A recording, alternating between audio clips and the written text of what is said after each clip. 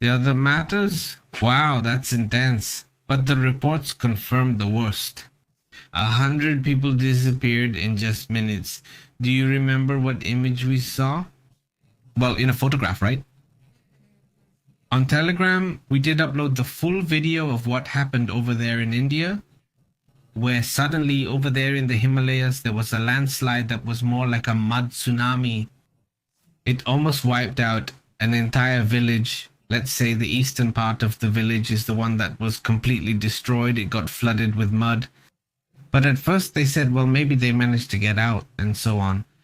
So there were doubts about whether they were talking about 4 people who had died, but maybe there were going to be many missing people. Well, unfortunately, 100 people disappeared, and unfortunately, up to now, they haven't been found. Exactly. The Minister of Defense, Sanjay Seth, confirmed today the loss of 4 people. But he talks about more than 100 people who are still missing, including soldiers from the nearby camp. By the way, Colonel Harsh Vardha, the operational leader of the rescue, warned that the number of missing people is unknown. We are trying to rescue people and get them to safety.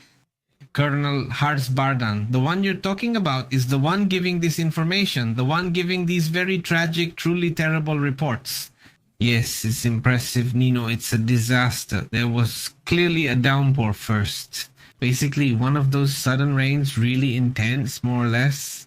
They're talking about 210 millimeters in just a few hours. They don't specify how many, but that's a lot of water. The place couldn't handle it, resulting in a landslide, according to reports. The rain was incredibly intense, even for someone from India who is accustomed to heavy rainfall. Yes! Well, they're already saying it. Now, the India Meteorological Department confirmed that this was, well, something unusual. It was 8 inches of rain, or 21 centimeters, or 210 millimeters. The rains continue on the roads, and many of the roads are currently destroyed. And what they're asking from the Federation, that is the Indian government, is to send helicopters. Reports persist that they're requesting more helicopters, as the aid sent thus far has been insufficient, despite our discussion about it yesterday. The number of people needed to carry out the rescue. They're also talking about a deployment of 150 soldiers who have rescued 20 people alive, which is good news. They were trapped in this mud, but there are still, I insist, more than 100 people missing. And the problem still isn't over, because the Central Water Commission warned that there are 4 rivers at 5 points that are already critical, and the flooding situation is still serious. So, in other words, could these rivers overflow as well? The rescue, if it happens, will be extremely complicated. And the military spokesperson, Suni Barwa, stated, all available resources are being deployed to locate and evacuate the people who are still trapped. And the Prime Minister this Moody sent his condolences. He assured that no effort is being spared to provide assistance. Well, of course, I can imagine. Well, these are terrible situations. The World Meteorological Organization warns that these extreme events are a distress signal of what is happening on the planet. Come on, these changes that are happening, it says, are signs that the planet needs to be heard. That area has also been the scene of several similar tragedies. In 2013, 4,000 people died. In 2021, a glacier caused 200 deaths in that same area in Shamoli. A climate activist named Ayuda Zinch in the area says he called it the perfect cocktail. He blamed urbanization policies and said they are making it unsustainable to live in the area. In summary, they are not adapting to nature, but instead expect nature to adapt to their needs, which exacerbates natural risks. It's a very complicated situation. Authorities anticipate more landslides, which is expected given the circumstances. It's an unfortunate and terrible situation, but there will be more. By the way, let's look at this image. Let's see if we can put it up here on the internet for a moment. This is the image. There it is. What we're seeing here is a Polish fighter pilot named Maciej Graskowian, who reportedly won the Ask the Crow Flies trophy. Something like the wings of the flying crow or something like that. The point is that the Royal International Air Tattoo in the United Kingdom, reportedly awarded this pilot for his impressive ability to fly these F-16s. Exactly. The trophy's name, As the Crow Flies, or Like the Flight of a Crow, is unusual. Like the flight of a crow and dull. Exactly, it's strange. Well, yes, it's curious. And look, the thing is that we see more and more, let's say, shows focused on conflict, on war. Well, yes, when does it all start? Like, when does it start to focus in that direction? We're going to start seeing the usual, more television series about war, more movies about war. Because in the end, they're like trends that start happening when there's going to be conflict. Yes, they start getting you used to the idea, right? Exactly. So you don't see it as something so far off, so to speak. Also, this image, even though we shared the other angle this time from Romania, you can see this huge fire that's actually happening in Odessa, right? That's in Odessa over there in Ukraine, where these drones... Russians reportedly hit some gas storage facilities. I think those are the ones that caused such a huge fire that it could be seen from Moldova and from Romania. I mean, a tremendously big fire. And it's part of these tremendous conflicts that are happening with everything that's being done right now. Despite ongoing dialogues and talks, attacks continue, although less severe attacks could be a positive sign. Just like that. The drop is that low? The drop is that low, honestly.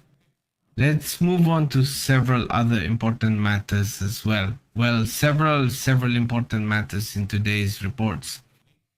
Let me tell you that there are several pending matters. Fires are raging in various parts of the world. What we see here, for instance, is an out-of-control fire in France. By the way, excuse me, let's take a pause. This is the image I was talking about. Look, this image shows how from Canada the smoke is reaching London, Ireland, and Europe in general. We're not going back again. The smoke spans the Atlantic at a high altitude, reportedly with minimal impact. But even so, we're talking about the area of that part of Europe looking kind of reddish. The sun looks different because they're under a layer of smoke. And well, in California, what's going on? In California, if you recall, we discussed the Guilford fires on Monday. Well, at that time, there were 2,200, 339, 2,025 firefighters involved. Right now, there are already 2,200 participating. They say it's unstoppable. This fire has already consumed more than 339 square kilometers in Santa Barbara County and San Luis Obispo. This is the biggest forest fire of this year, 2025 in California.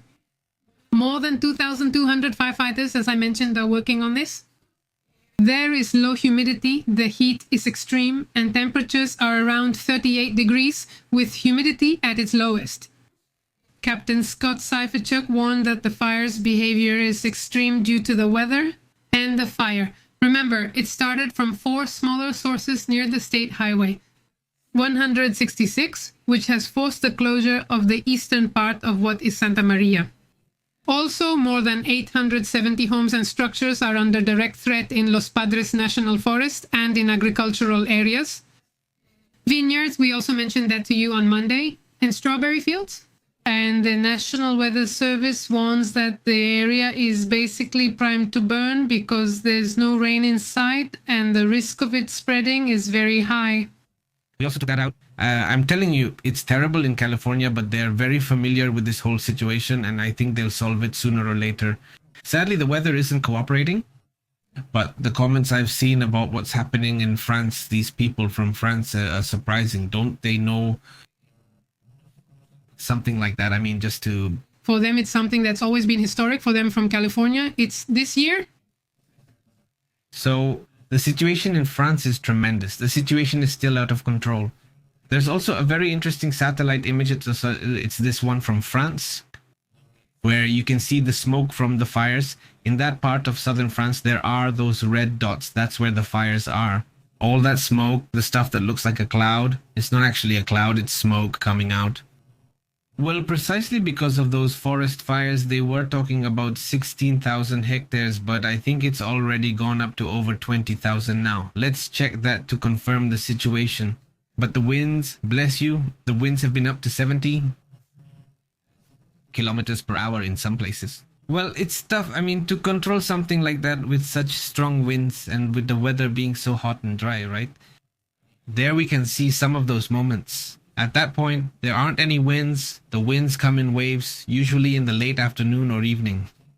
So let's see if we can take a look at this wind situation in France. Let's see how things are going to be today, but let's check the wind gusts. Well, look, it's already much more than it seems. I mean, the maximum would be about 20 to 30 kilometers per hour in the area. No, it's not a big deal.